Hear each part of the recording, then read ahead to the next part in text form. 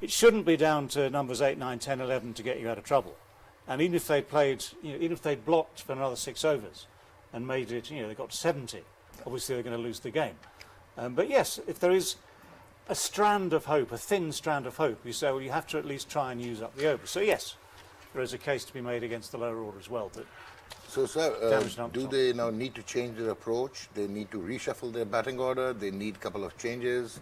Or what? How do you see them getting into the second match in Super 12? I know for sure there will be a lot of discussions on where we go from today, because it wasn't good today. Yeah. And I know for sure that they'll be looking to improve on their performances. Some of the things that is necessary for them to do so, the dot balls, you got to rectify that. But it's not all the time that you're going to win matches with 6s and 4s. Yeah. You got to be able to rotate the strike, and if you cannot do that at this particular level, we're going to continue to see performances like that. But this is also the case with the Pakistan team. On an average, in the last 10 T20 internationals, they've been playing 39.8 dot balls per innings. So again, this is a point of concern for Pakistan as well. There's some work to be done. Yeah. Definitely. Okay. So now, a word on how Australia put in South Africa today.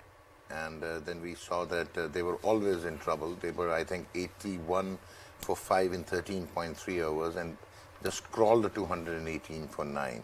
So was it the pitch or some outstanding bowling from Adam Zampa and obviously Josh Hazelwood? He finished with 2 for 19. He started actually the slide and eventually went on to be named the man of the match. Australia should be feeling rather comfortable or happy winning that match, because there's a lot of guys, never had much cricket. Yeah.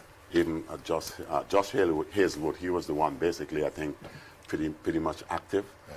And as you can see, the individuals who played a fair bit during the IPL, that last part of the IPL series, you could see that they're the ones who had some stuffings. Even Steve Smith looked a little bit off key. Yeah. But Steve Smith will be Steve Smith. The way he plays, who says that unorthodoxy can't get it done? But David, do you think that Australia, their over-dependence on all-rounders when it comes to T20 international lineup? Because if you see, it's only Aaron Finch and David Warner up there, and then Stephen Smith. Rest of them, like Mitchell Marsh or even Marcus Stoinis, Matthew Wade again. So they are more or less... Yeah, but I thought the whole point of T20 and selection is you get all-rounders in, because that gives you extra depth in every department.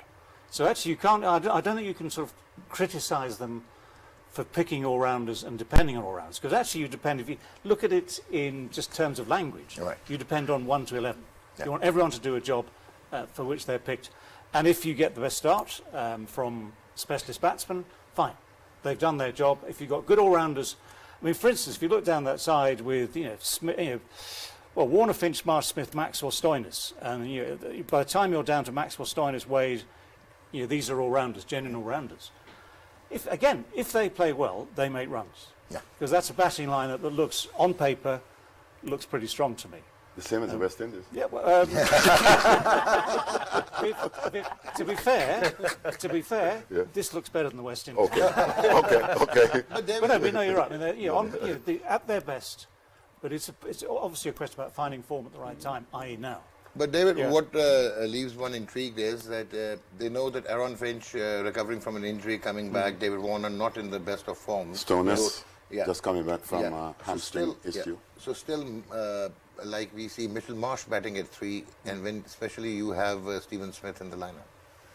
So how do you see that? No? It's fine? Well, fantastic? There's another truism, which is, if you don't like the players you've got, you've got to find better players. Okay. Now, no one's actually played cricket in Australia for months. Yeah. So actually deciding who the better player might be. Yeah. And again, it's that great temptation, isn't it, when things go wrong or when things are not quite firing properly, to say, well, who else can do the job? But you've always got to bear one thing in mind. If you're looking for someone else to take over, he's got to be better. Yeah. You've got to decide up here that he is going to be, he or she, or whatever it's going to be, is going to be better than the player you're dropping. Yeah. And I thought actually for a moment Warner looked to have got his touch back. I thought, Marsh has been in form but didn't look in touch today. He was playing, I think, poor shots today, trying to force the pace too soon, so he hadn't got himself in. Smith looked fine. You know, he actually He looks got 35. with that unorthodox. Yeah, he's. Can you coach that? No, you can't No, coach that. no, But- no. And Yeah, when he you looked look at fine. maybe Astonis, you know, who has been out for a while as well with his hamstring injury, he took him home. Yeah, of course. With Matthew took him Wade, out, those yeah. last He 40 took him out, runs. yeah. They made a mess of it. They were almost gone. 2 balls to spare. So, Aaqib, how do you see Australia shaping up? Because Australia has never won the title. And they're actually considered like a little alienated when they play here in UAE or in Asia. So the way they have started today, you think that... You know, conditions like this, Yeah. and if you have a bowling side like Australia, Okay. I think they have a great chance. Yeah. Pat Cummins, Oh. Mitchell Stark, 3 Josh quality Hazlewood. seamers Yeah. and you know, Zampa and Maxwell is very clever bowler. They left out Ashton Agar actually. Yeah. It was a surprise. So, Doesn't matter. Yeah. bowling wise, 100%. Yeah. Batting, I think Maxwell is doing well. Warner, one inning, he'll be back. Okay. So I like this Australian team more than South Africa. Don't or say even- West Indies. Don't say West Indies. Listen, I still love you guys for whatever your decisions, and you got to call it as you see it. That's Sir, the most important, you know. You call it as you see it, and there's no fair play here when it comes to what you have seen. You got to speak about and talk Yeah. about. Yeah, I mean, look, if Yeah. you compare the bowling, I think Australia's got everything, every corner cover. Yeah. If I see West Indian bowling, there's no threat. You- Every team you have, like South African, they got 250 bowler, 145 pace, spin, Yeah. mystery bowlers. Yeah. Yeah. And Australia got 3 genuine fast bowlers and 2 good spinners. And I think if you look at They even West have Kane Indies, Richardson sitting out. there's on no the bench. pace, there is no mystery, there is no googly, there is no carom ball, anything. It's just a simple bowling. They have experience, but the quality is, I would say, lacking in. Lacking in quality. Yeah. So, Sana, how do you see this South Africa versus Australia game? Only 2 balls to spare when they romped home. And I it was think like the- a little flutter. And it seemed that Thamba Bavuma may well have had in his pocket. Yeah, I think he captained well. I have to say the field placements and the angles he covered, that was nice. The rotation of the bowlers was really good. But the fact that really was really good for me was the standard of fielding from both sides. It was a big round and there were not many doubles taken. And that actually, I think from both sides, decreased the runs at least 20-25 runs from the total. The kind of fielding both sides did. I think that was quite incredible with the kind of bowling both sides have. Yeah, but don't you think that Dwayne Pretorius was the weaker link who had to bowl the last over? And Bavuma actually exhausted Tabrez Shamsi. His quota was finished by the 16th over.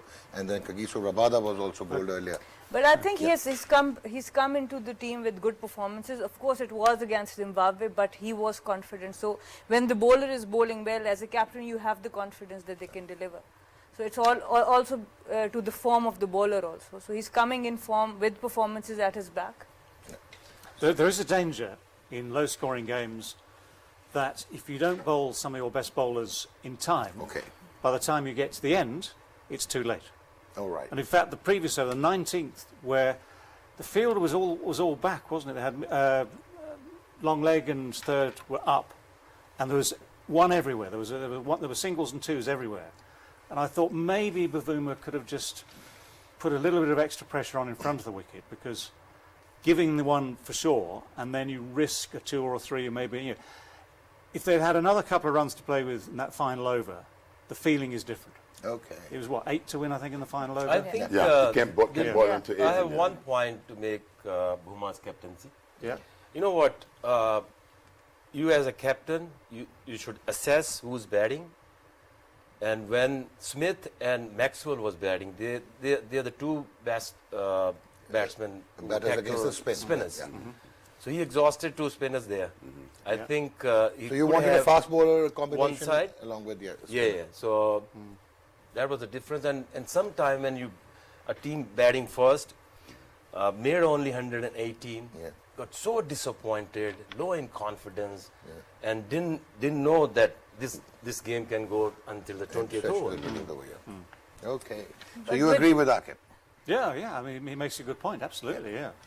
And if you could see follow wickets, just to cheer up Sir Wave, follow wickets in the England innings. Sir, I personally Clever feel that bowling the body for- language was good, and Universe Boss actually took a catch today. Well, it wasn't that hard. But you don't expect As from... you can see, Ravi run that to- one through the fingers. Yeah. And for some reason, Jason Roy played it a little bit early. And he gave the universe boss the easy catch. That was a good catch from young Aaqib as well. As you can see, just a little, the ball drift back into the bat, and the batter was pushing hard at that particular delivery. This was the direct throw, I think, that run up. Good take. That was a good take from Good take, from McCoy. Very good take. And to dislodge the stump as well, because it wasn't the best of throws. Yeah. And Moin was actually promoted in the batting order ahead of Owen Morgan. Yeah, miscommunication, of course, in the first place. And this was This fantastic catch. This Yeah. was Brilliant. spectacular. That's brilliant. Akhil Look at Hassan. that. I've just scored a hat-trick.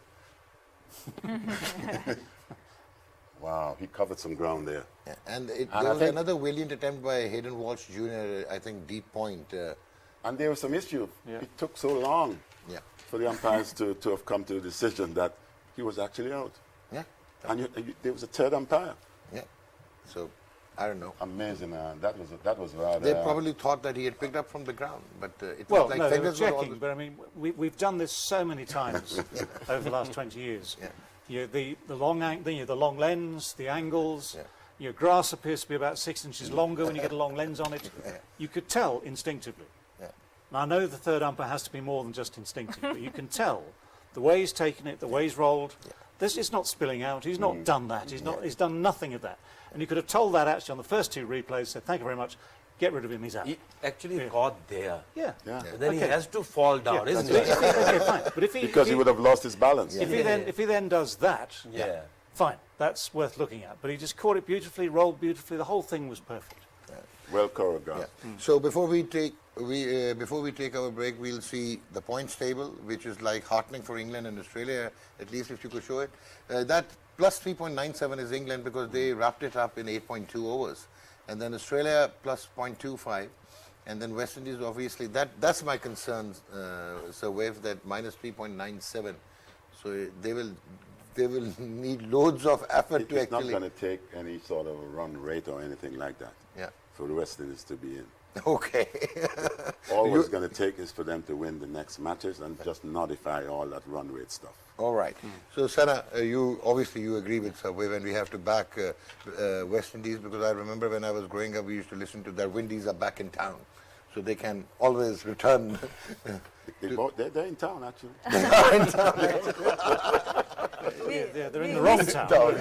But We their saw- body language was quite impressive, despite having been bowled out for 55. they In the took- field, they were quite They like took 4 enthusiastic. wickets against one of the best teams around in 56 Four and runs. a half wickets. 4.5 but they took 4 wickets, and we saw Bangladesh coming back from a poor bad day, Yeah. and they came back stronger in the next couple of games, and the same can happen to any other team. So now, what do you have to say and rebut Rashid Latif, who was saying that the qualifying round was yawning and low scores, and Netherlands bowled out for 44, and he was only focusing on the follow wickets column. Yeah, and I today mean- we saw the start. I think it's a damn start, to be very honest. I for the think the Super first 12. game was really good, even though it was a low-scoring game, but it was competitive. We were all glued to the TV till the last over, what the result is. So, in my opinion, it was a good game of cricket, especially when the spinners come into play. I get happy. And let's not forget that in reply to the 50 whatever runs that England had was to get, they didn't look all that comfortable, in my opinion. Agreed. So West Indies got to take into heart as well that there's much more work needs for them to be in the places that they would like to be. But they did well. They defended, tried to defend 50-odd runs, and they looked the part. You know, I love the energy. So I guess that's the start. That's the positive side that I would have seen, and I'm hoping So I they think can. And that's the spirit. Can you and pretend that's- this is a straw? Thank you. Now can you clutch at it? David, my question to both of you is that we have seen ICC, MCC introducing loads of changes. We also know that T20 doesn't belong to the connoisseurs of the game, the orthodox or the cricket literate, but it is more like for the cricket passionate, and big hits and sixes and these circles and field restrictions. Don't you think that what we saw in Bangladesh recently against Australia, those square turners, low scoring matches, T20s, and even in the IPL there were I think only 2 scores of over 200 and a couple of them about 170. So what are we actually up to having this tournament being played on such pitches and 118, 120, 55, so what's going on? Well, let us not forget the circumstances as well. I mean, I agree that to get good T20 cricket, you need good pitches. Yeah. And if it's gripping and turning, great for Sana and her spinners. And it does make for close games, but it makes for low scoring games. Yeah. Now, what the public wants to see is higher scoring games. So, the problem you have goes back to India, because they were meant to be hosting this tournament. Yeah. Because they can't host this tournament, where else can you play it? Yeah. You have one option, UAE. So because of the UAE being overused, Yeah. for IPL for weeks, PSL, then IPL. it's like playing, if you tried to play 3 solid months of cricket at Lord's Yeah. and the Oval, and if anywhere in the world, any other country, Sydney, Melbourne, Adelaide, if you play solid cricket for months, those pitches get tired. So you inevitably have a problem. Doesn't matter how much water you put in, glue, glue, paint, whatever you want to do. The pitches are not necessarily going to be the best for this form of the game. I mean, I hope they find a way, because they will rotate the pitches. I mean, for instance, Abu Dhabi, they have something like 7 or 8 pitches there. Yeah. So you use each one in succession. And when we watch PSL there, some of them play better than others. Yeah. So if you get onto a good pitch, some stage, Aki's point from earlier, at some stage someone's going to get on a good pitch, they're going to be surprised by it, yeah. they're going to get 140, think that was great, and they're going to get beaten by 8 wickets in 15 overs because it was a great pitch. But we just hope, for the sake of the competition, that there are more runs than wickets coming up. I think every team, whoever is watching this game, West Indies game, they got to see this ball out in 14 overs. What? 14.2 overs. 14.2 overs, yeah. If they could manage to play 20 overs, We could have we won. could have seen a better game, even Well, yeah. the second one as well. Yeah. Anyways, we take a break and we'll be right back. Game on it!